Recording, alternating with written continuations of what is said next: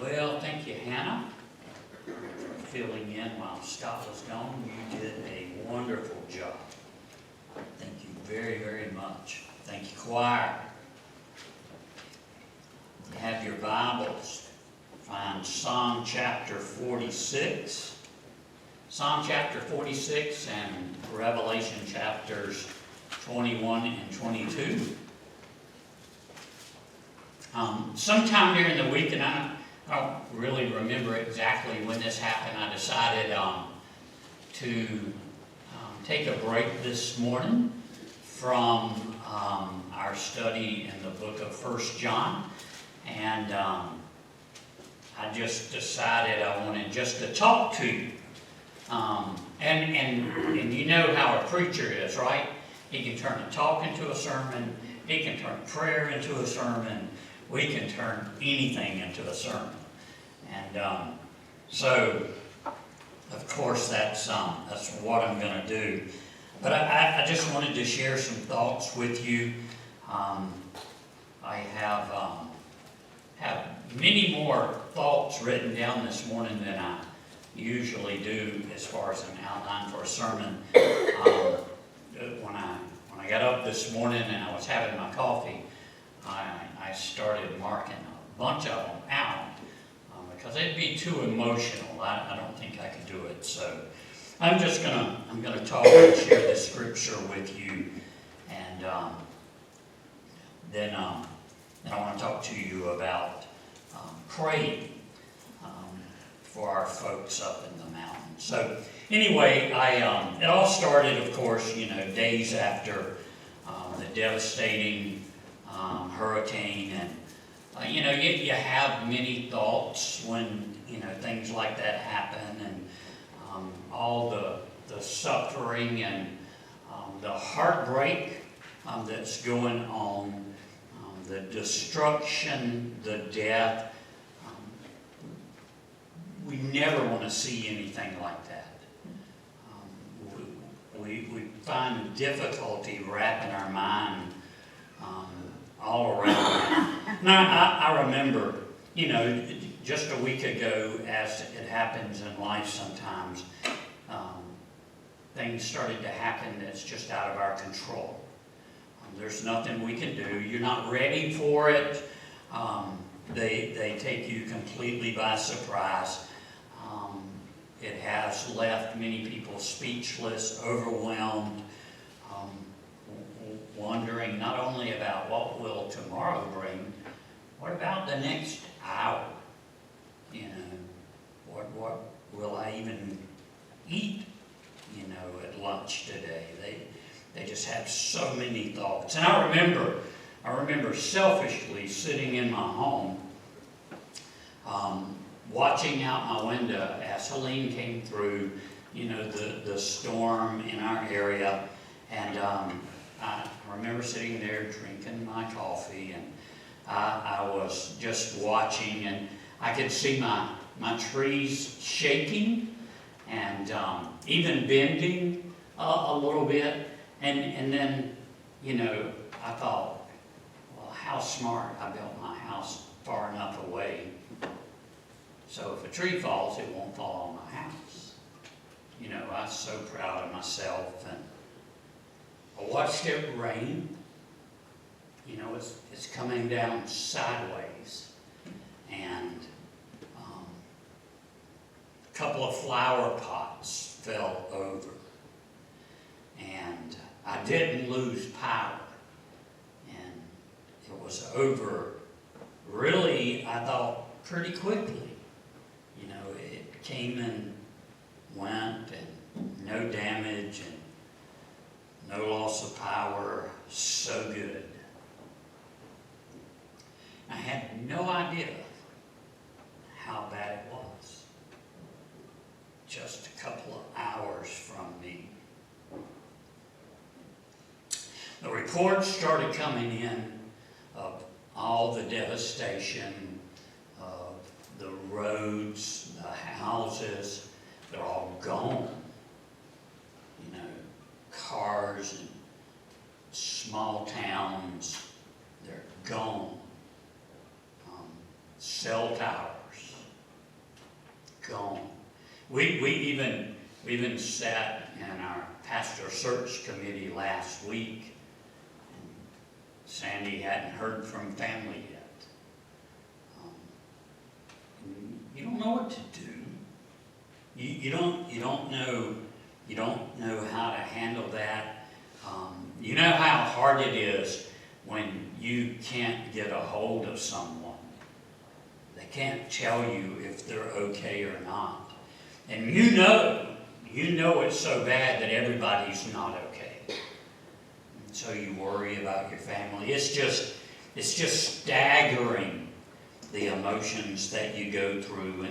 And then you'll remember we begin to see and hear what was happening, and you begin to see the pictures as they were coming in, and then you can't take all of that in.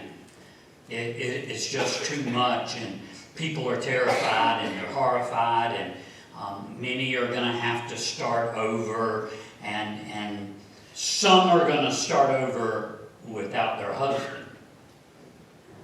Some are going to start over without their wife. And some are going to start over without their children.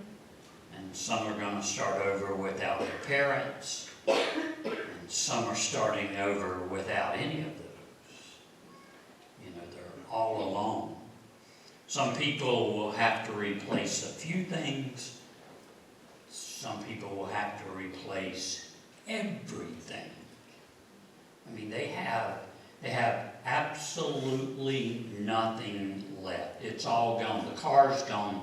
The house is gone. The clothes are gone.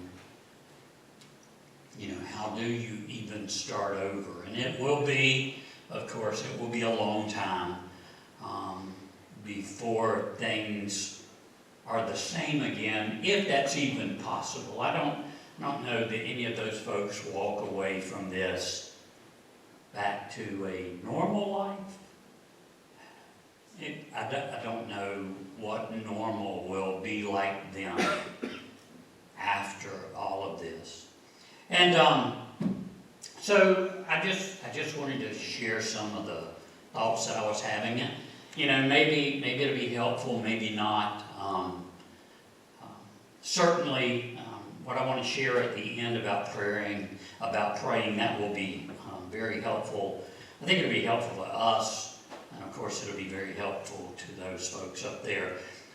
So when I first started thinking about my thoughts, the very first scripture that came to my mind was Psalm chapter 46, possibly because it only had been maybe a couple of months since I read through Psalm chapter 46. And so it just came to my mind. And though Psalm chapter 46 is not necessarily about a storm, the more I read it, the more I thought, well, that is about a storm.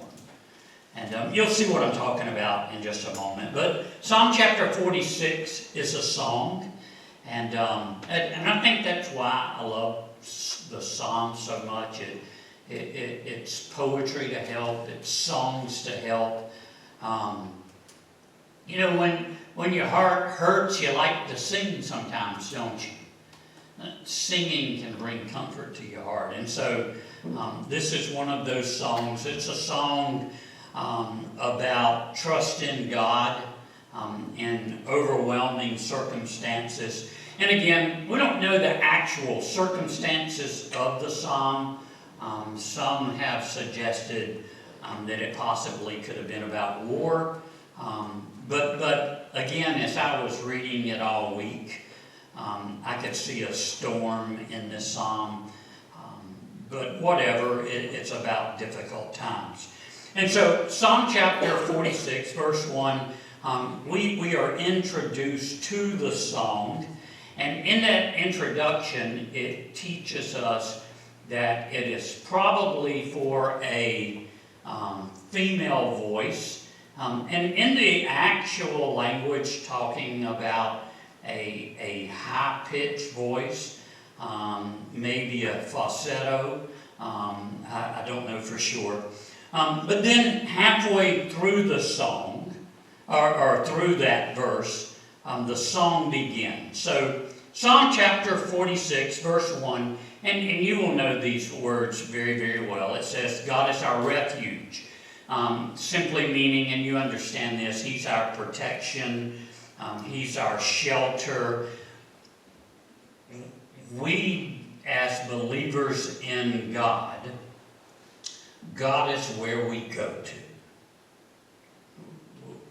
Whenever we need something, whenever we want help, whenever we don't know what to do, whenever we need protection, God is always our go-to. God is where we go. So God is our refuge and strength, a very present help in trouble. And of course, the first thing I thought when I read that is that the Christian life is not a trouble-free life. If anyone ever says to anyone, if anyone's ever said to you, if you'll just become a Christian, then your troubles, that they will all go away. If anyone ever tells you that, it's a lie. That is false teaching. Christians do not live a trouble-free life. It's far from a trouble-free life. And as a matter of fact, whether you're a Christian or not, you're not going to live a trouble-free life. Life is full of pain. Life is full of suffering. Life is filled with heartbreak at times. But for the believer, God is our strength. God is our refuge and strength. He is a very present help in trouble. The teenagers on Wednesday evening, they learned that God is the kind of God that goes before you. He knows what's coming our way, and so God goes before you. Any of you, I see a couple of teenagers upstairs. I don't know if y'all, and the teachers that were, oh no, I just put Jennifer on the spot. And Cindy, you were listening. Y'all remember what verse that he was talking about where God goes before you? Any of you guys remember? Well, no more class. We're done.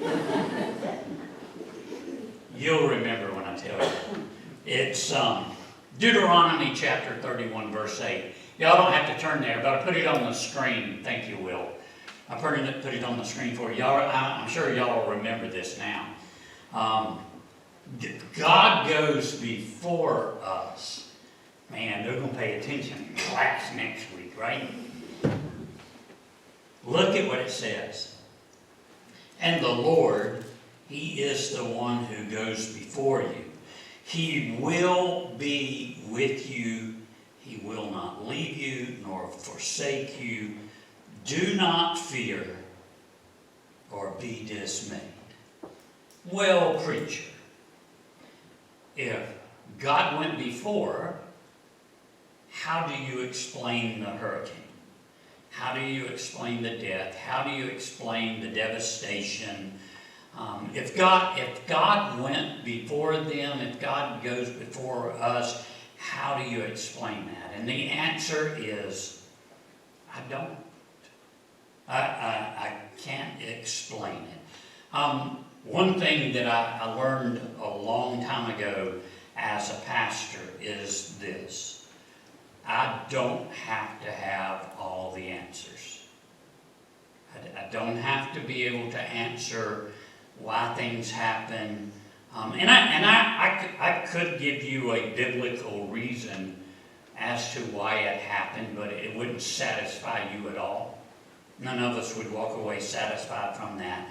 I don't have all the answers. I don't have to have all the answers. And I don't have the answer here, but I do have this. I trust in God. I believe in God. And I know that God is everywhere, and I know that God works in a million ways. And I know that as these folks are recovering from all of this, that God will be there. And He was there before. And God is our refuge, and God is our strength, and a very present help in trouble. That means that God is present. He's not missing. He's there even now in their troubles. And certainly for us as Christians, that is a radical confidence in God, and we should have that kind of confidence in God. It's just a very radical confidence in God. People have lost everything. Many of them are just terrified right now. They're living in fear. They've never had to face anything like this before. They are devastated. We don't have all the answers to give to them except trust in God. Hold on to faith. Hold on to God. Keep trusting. Keep trusting. And I pray that many will find God, and I believe that they will. And that in the end, many will find hope in all of the darkness. And so Psalm chapter 46, verse 1 says, God is our refuge and strength, a very present help in trouble. We live in a world, and you know this, we live in a world that's falling apart. And God is where we go to. God is who we go to. Only God can hold this world together as we look at it and we see it's kind of falling apart. Only God can hold it together. And then in verse 2, he begins to explain, what this trouble was like and what it feels like and what it begins to look like. And so he says this, Psalm 46, verse 2. He says, therefore, and of course, therefore is always pointing back to what was previously said.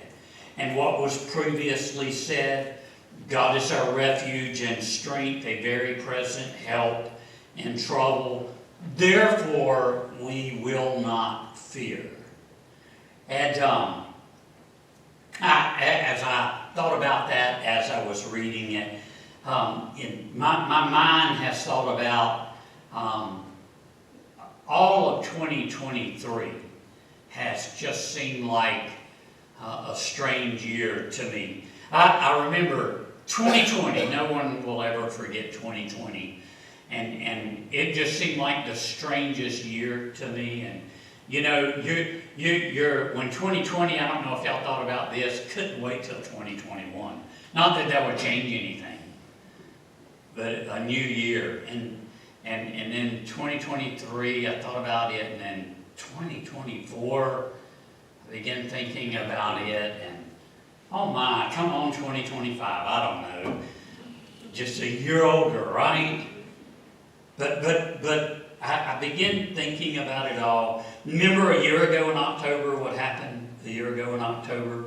That's when Hamas, the terrorist group, that brutal attack on Israel, and the attack was mostly on civilians, and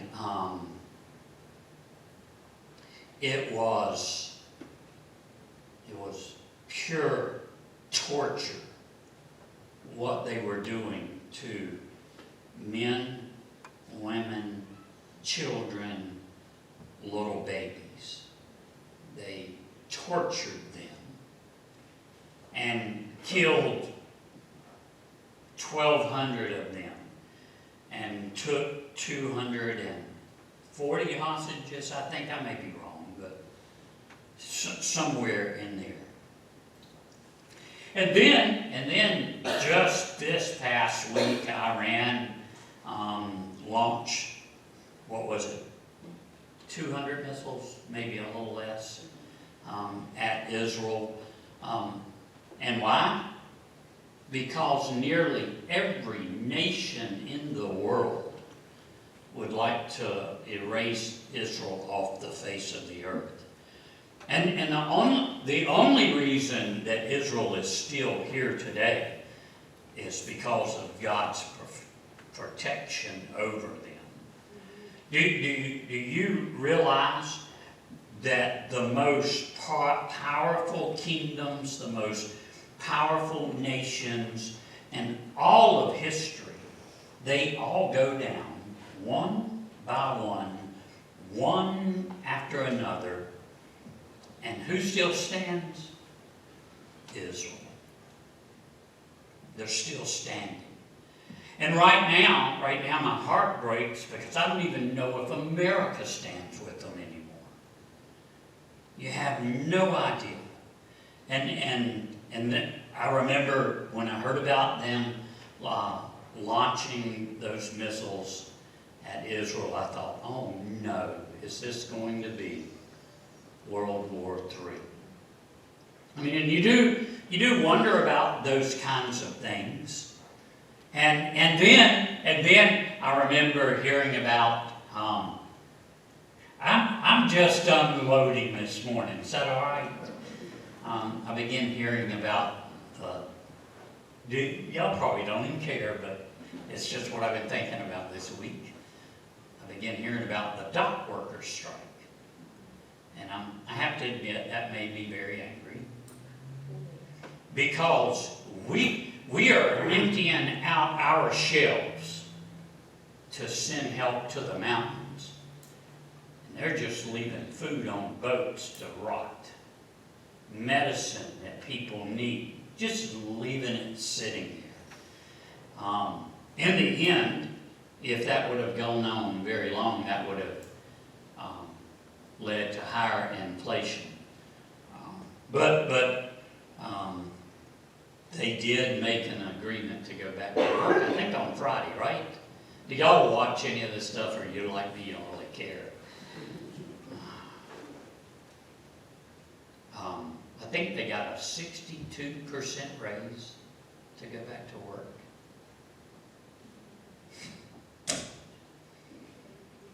But you know what has broke my heart?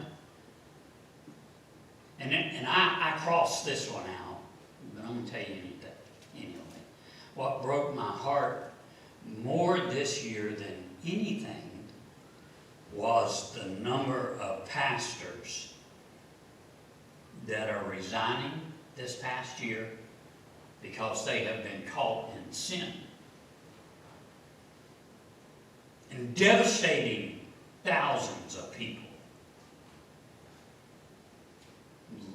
Lifelong ministries just. So, what in the world is going on? You know, what's going on? And then, Hurricane Helene. And all of its devastation, and all the loss of life, and all the missing, and all the hurt, and all the pain. And I'm so grateful for God. Because He's our hope. He's our refuge. And He says, therefore we will not fear, even though the earth be removed. That word removed in the original language, it's the word that would most often be translated to the word alter or change.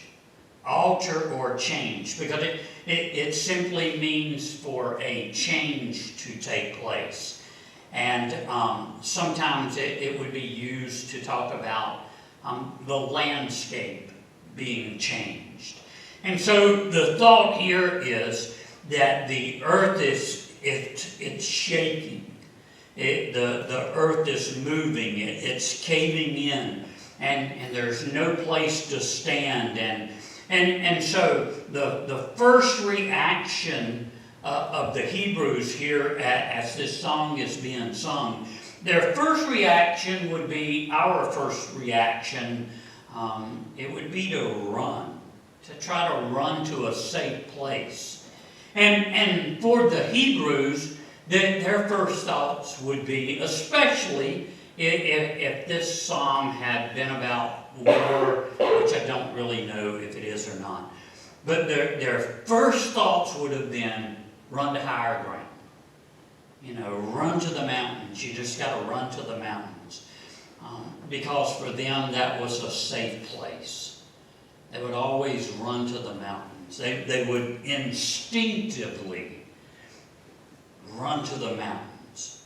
So, even though the earth be removed, and though the mountains be carried into the midst of the sea, so here it is, and they're feeling the earth move underneath their feet, okay? And it's just shaking and shaking and shaking, and they instinctively want to run to the mountains, and as they're running to the mountains are falling down.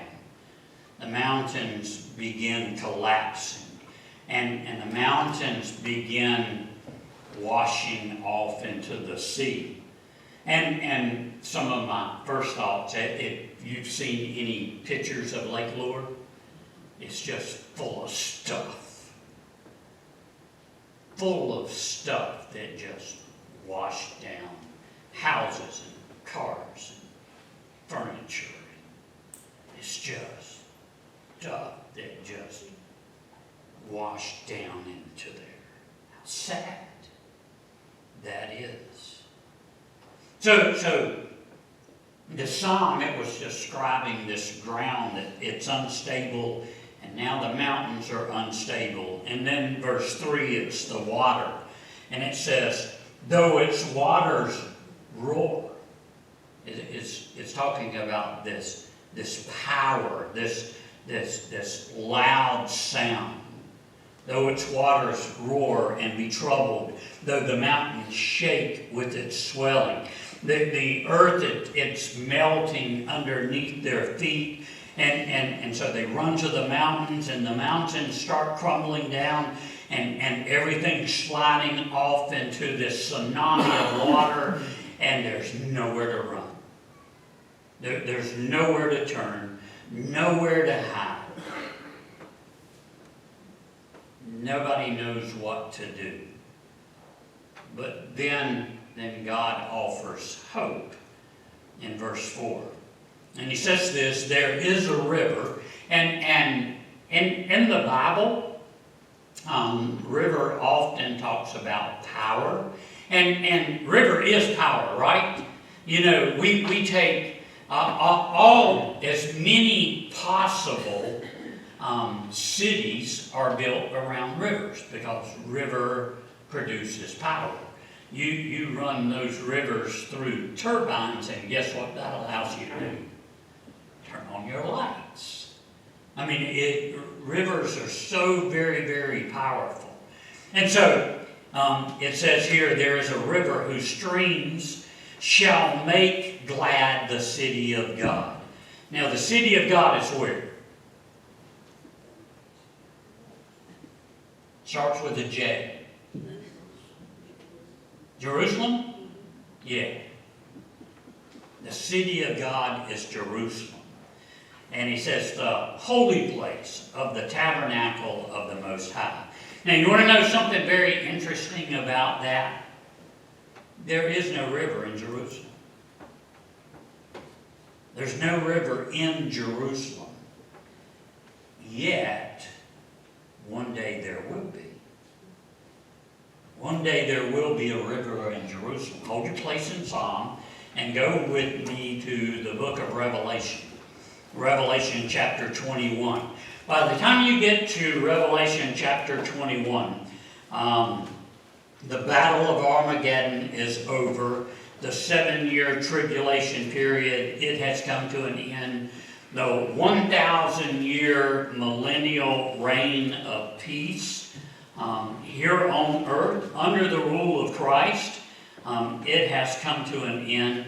The final eternal judgment of Satan, that has taken place. the great white throne of judgment, which I'm going to talk about next week as we get back into the book of 1 John. It's over, it's done with, it's finished. And now here we are in Revelation chapter 21 and verse 1, and look at what it says. Now I saw a new heaven and a new earth, for the first heaven and the first earth had passed away, and there was no more sea.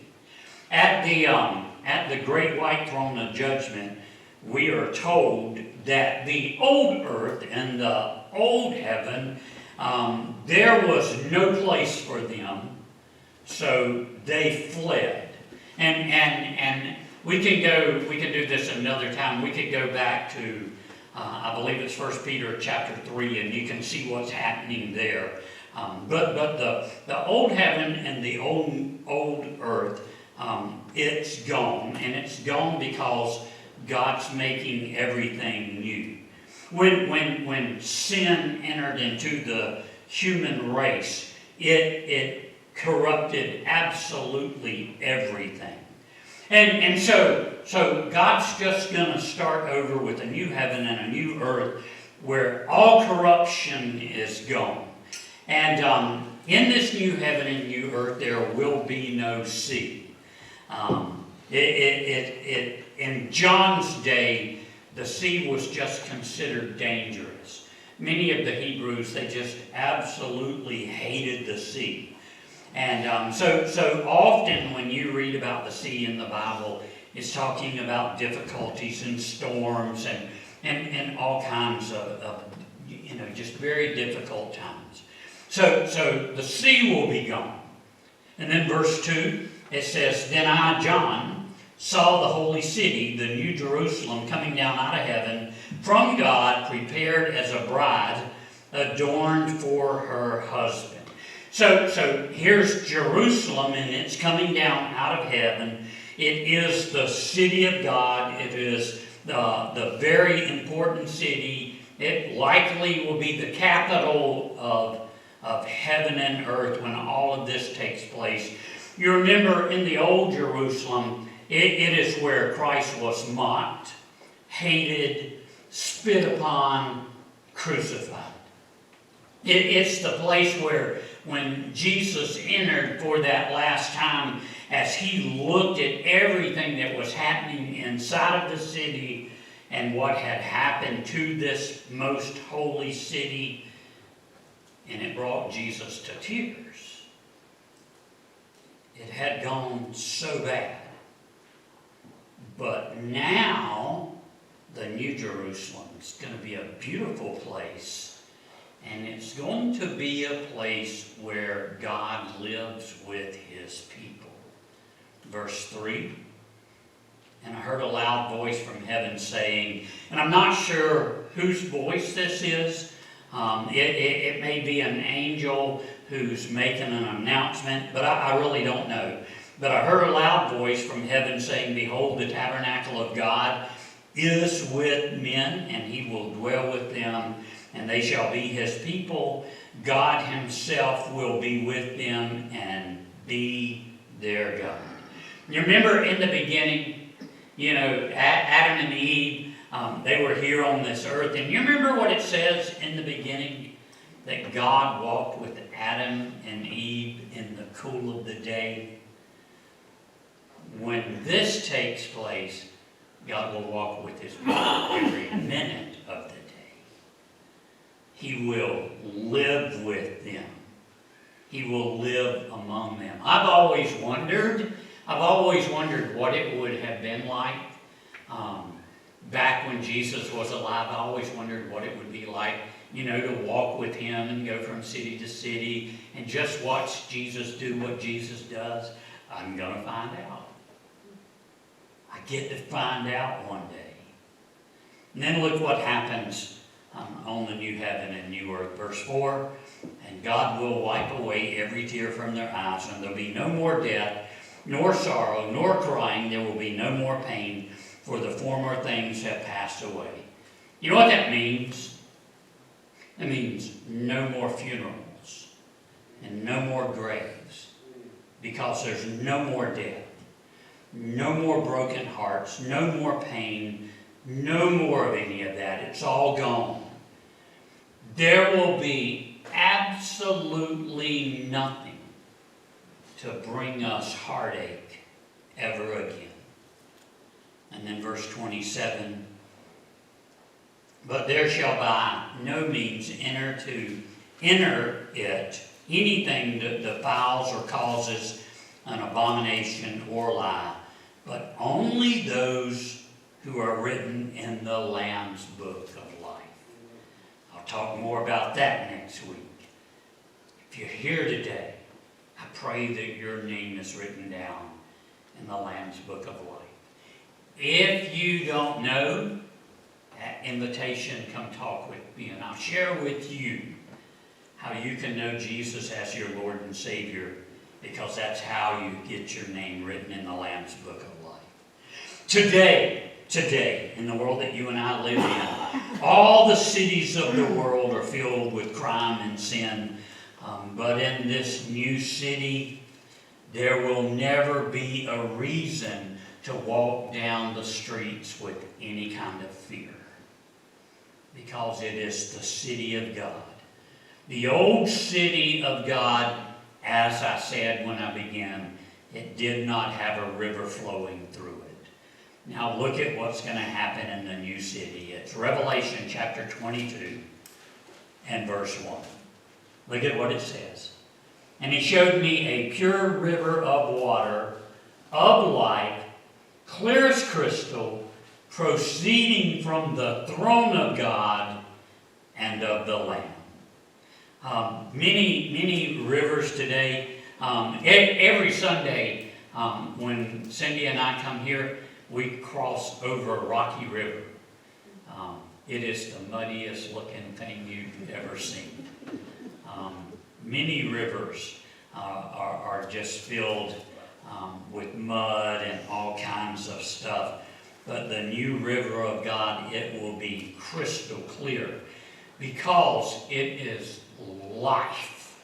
It's just life. It's a river of life flowing from the throne of God. And then real quickly, back to Psalm chapter 46, verse 4. Man, I have so much I could say. Psalm chapter 46, verse 4, there is a river whose streams shall make glad the city of God, a true city of paradise, the holy place of tabernacle.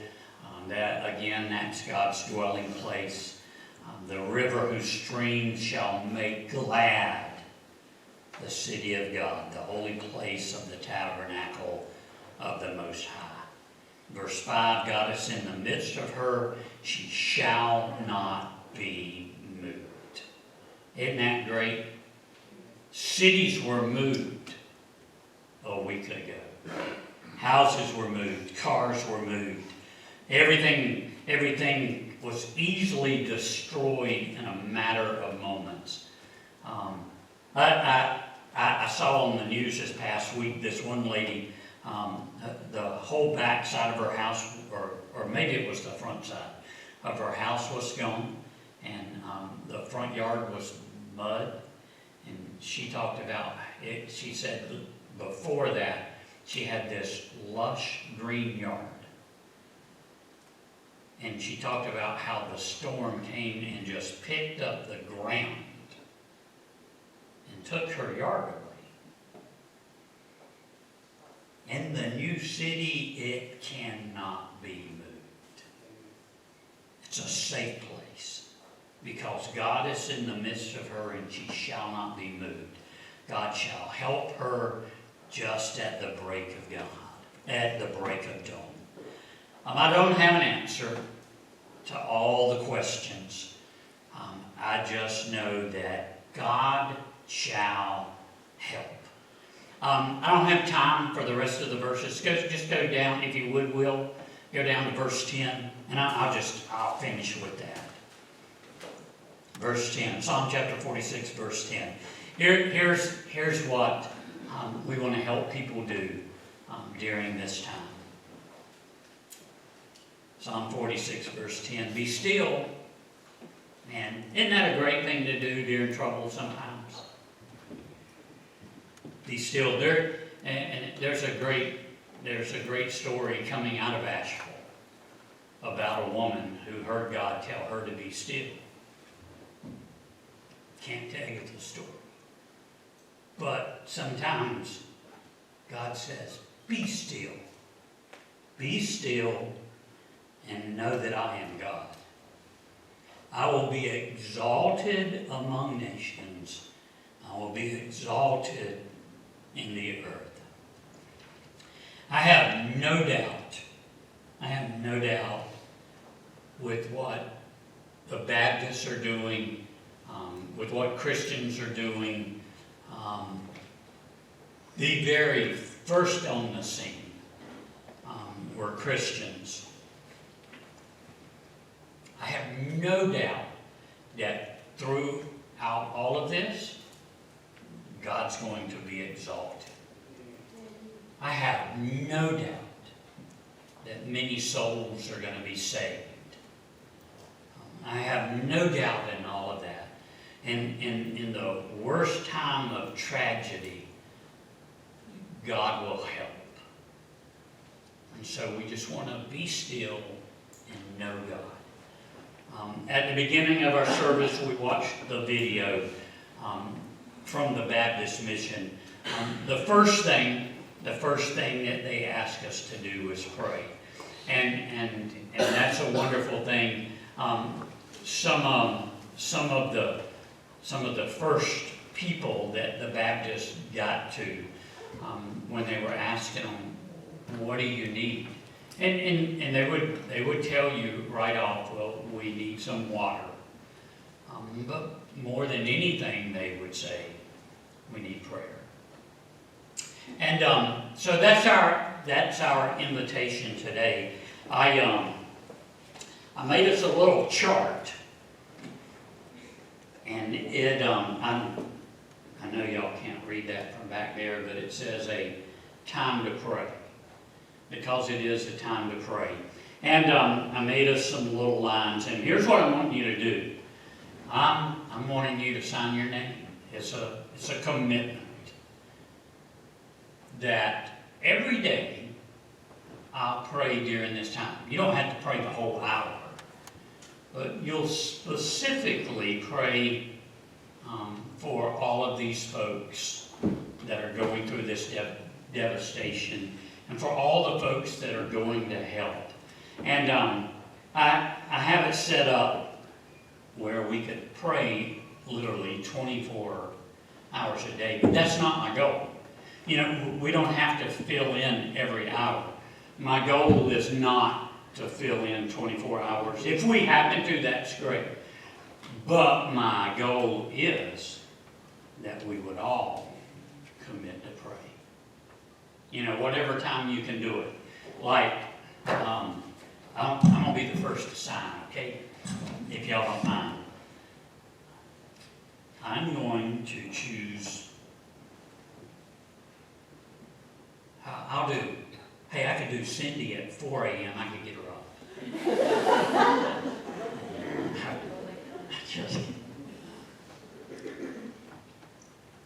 I'm going to choose for myself 2 timers. How about that?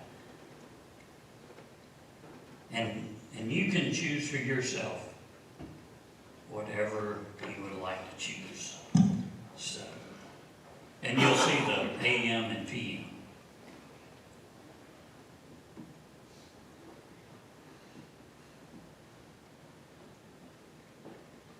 So Hannah, thank you so much for filling in for Scott today. And I'm asking Hannah, she's gonna come lead us in a time of invitation. And she's not gonna, of course, not have you sing through the whole invitation, because I want you to come forward and I want you to sign your name to a time when you can pray. And others, if you're here today and you need to talk about this devastation, you need to receive Jesus as your Lord and Savior, I'll be down here up front, and I'll be glad to help you.